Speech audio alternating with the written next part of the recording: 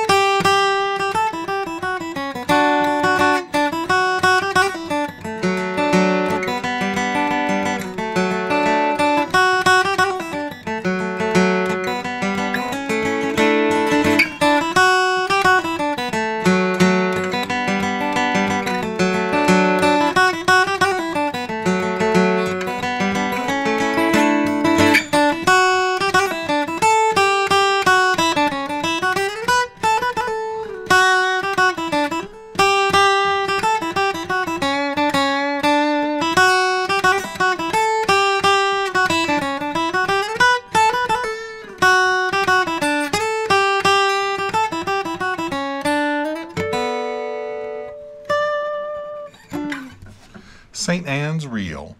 So let's take a look at it.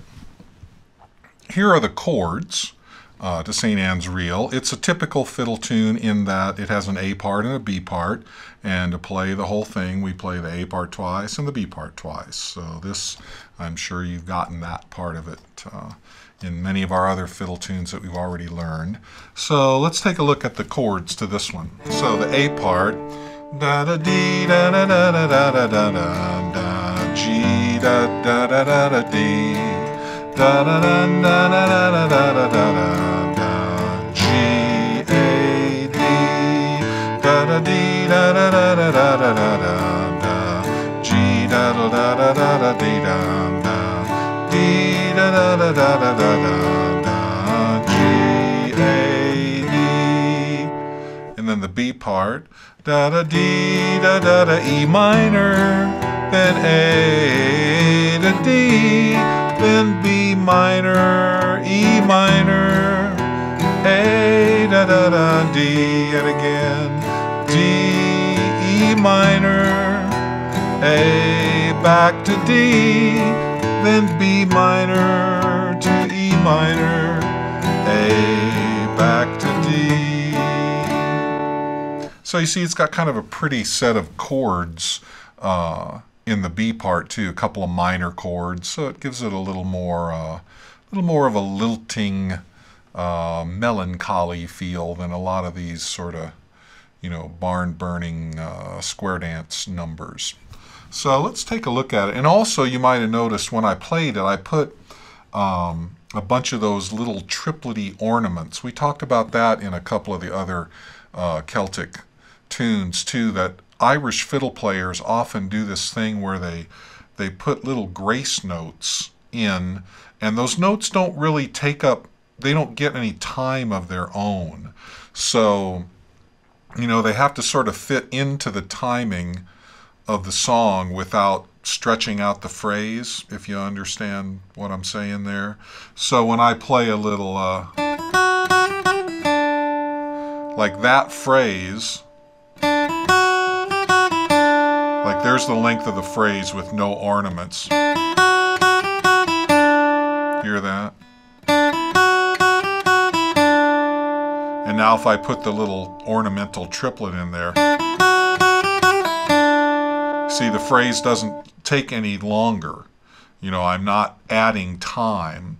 I'm just putting grace notes in. If you ever read, I don't know if you know how to read music or not, but if you do, then you know what I'm talking about when I say a grace note. But if not, if you ever looked at music, at a music sheet, and seen like a little tiny note that's next to the regular size notes, that's just kind of stuck right next to a normal size note, but this one's like a little small note, like maybe a little small eighth note looking thing, but it's tinier than the regular notes. That's a grace note. They kind of put it in there so that you can slip it in, but it doesn't get to have any time of its own. It's got to fit into the same amount of time.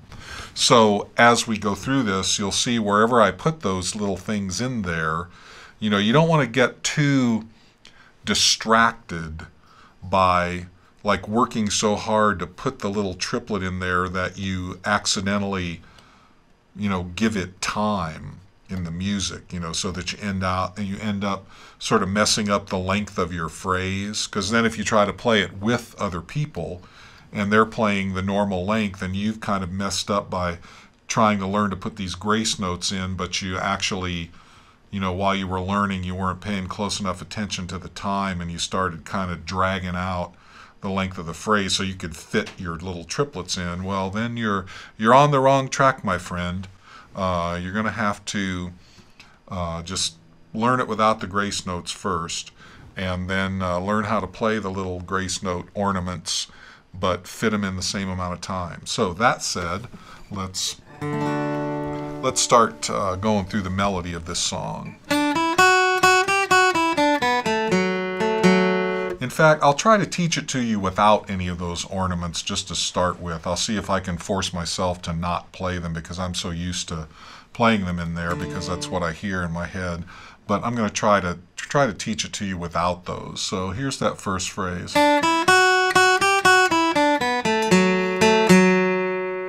So we're starting here on the the second string at 3. Then first string open.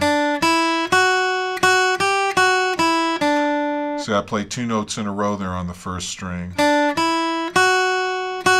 play that note on the second fret twice. 2, 3,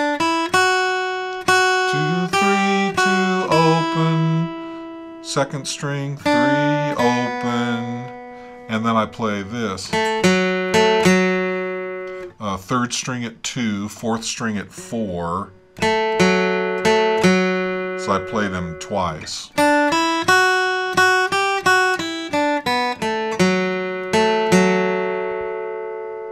Got that? I'll play it one more time slow.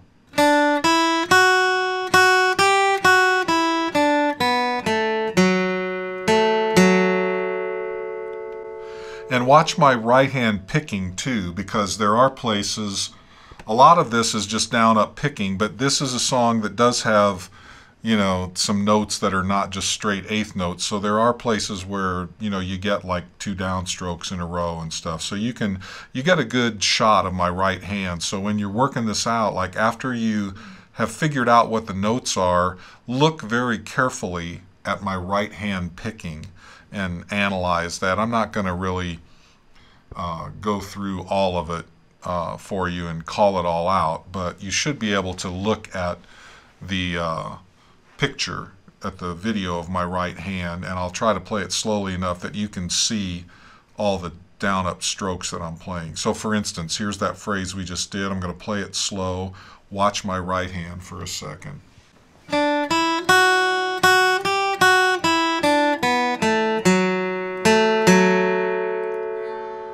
Okay, did you see that? One more time.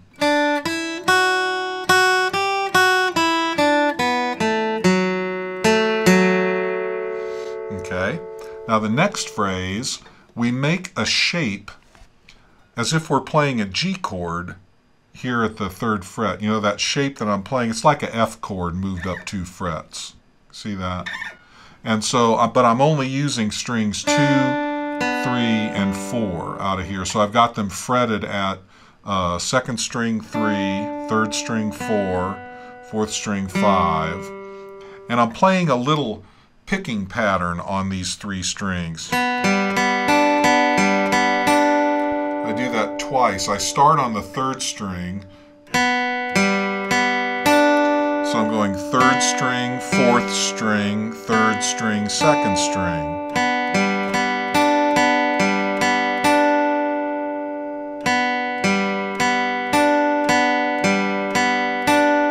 And see, that's all straight down up alternating picking.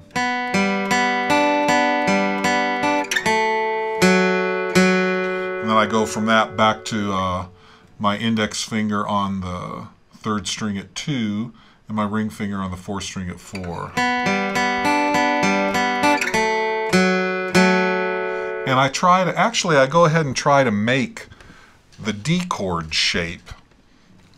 When I move my hand back, I'm playing these 3 notes of the D chord. I'm playing my ring finger on the 4th string at 4, my index on the 3rd string at 2, and then I try to get my middle finger to come down on the 2nd string at 3, so that I actually have, even though I'm not really, in the melody, I'm not really playing that note on the 2nd string, but since I have to play this kind of up-down movement with my pick, I kind of feel like if I can get my finger down on that D note, if I sort of accidentally hit that string, then it will sound a note in the chord. So that's sort of a safety net for me.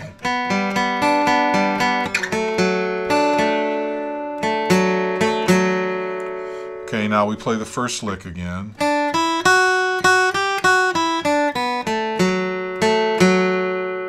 And then the 4th lick of the A part is this. So I make that G shape again here, so I'm on 3, 4, and 5, frets 3, 4, and 5 on strings 2, 3, and 4.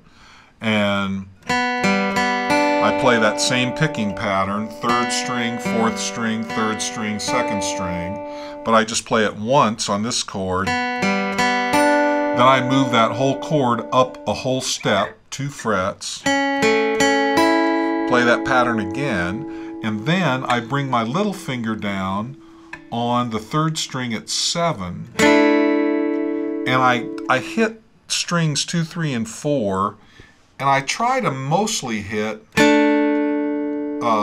and 4. I try not to hit that 2nd string very hard, but this is a little thing, I like the sound of it, and it's not exactly, it's kind of that unresolved sound. Because what I'm doing, these 2 notes that I'm playing are the 5th and the root of the D chord, the A note and the D note. So they're very much a sound of resolution, like it sounds like we've come to the end of the phrase. But then this note that I'm playing on the 2nd string is an E note, which is the 2nd note of the D scale, and it's also the 9th note. Like if you continue the scale on into the 2nd octave, you know, you keep counting the numbers. If you don't know what I'm talking about, go back and look at my music theory lessons that are in the beginners section. But this note, this E, is the 2nd tone of the scale, and it's also, when you go into the next octave of the scale, it's the 9th. So I'm adding this sound that is sort of, you know, unresolved, open, as opposed to, like, that sounds like D, we're done. But this sounds like, it's kind of like D, but I can almost see a rainbow out there somewhere at the end of the clouds. See, I like that. So that's why I end this little section, the A part, with that chord. Okay, so that's the A part. So now the B part. So it starts with the same notes as the A part.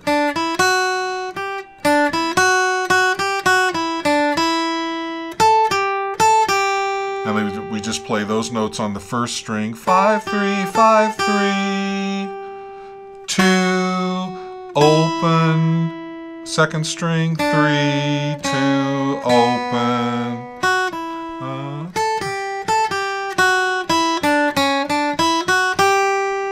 So there's that little run.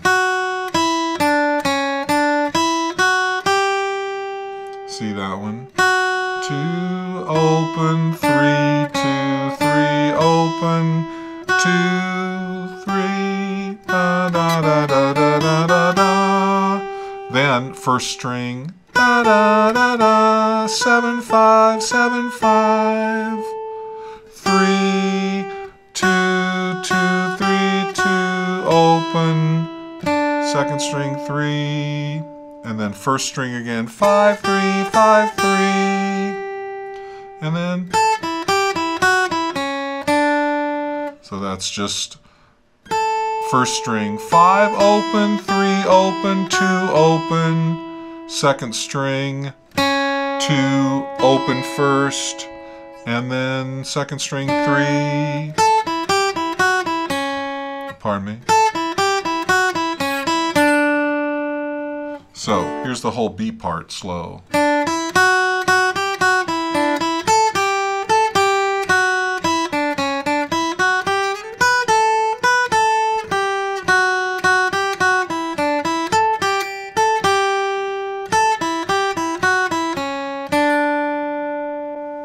Okay, so that's the whole song, and that's without any of those little ornaments that I was talking about. Now let me play it through and try to put a few of those in there, and I'll explain a couple of them to you, and you can see how they fit in with the song and, you know, give it that sort of Celtic feel, but the grace notes don't change the timing or the tempo of the phrases. You know, they don't get any extra time. That's key about, you know, being able to put these into your playing.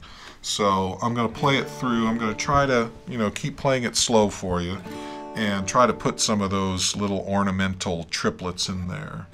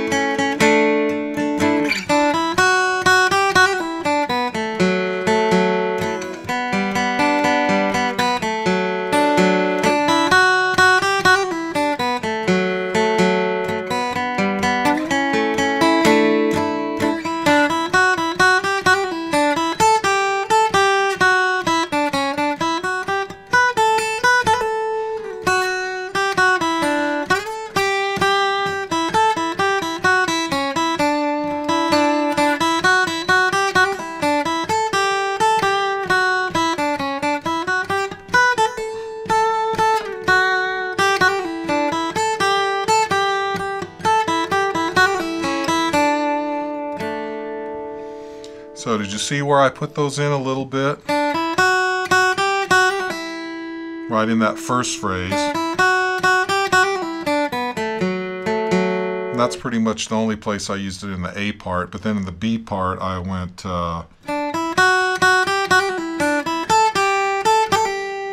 put a little one in there of just pulling, making a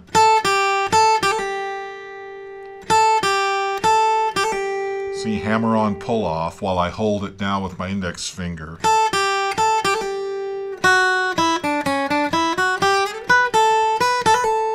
Same thing, just up 7th and 5th fret. There, I put it in again.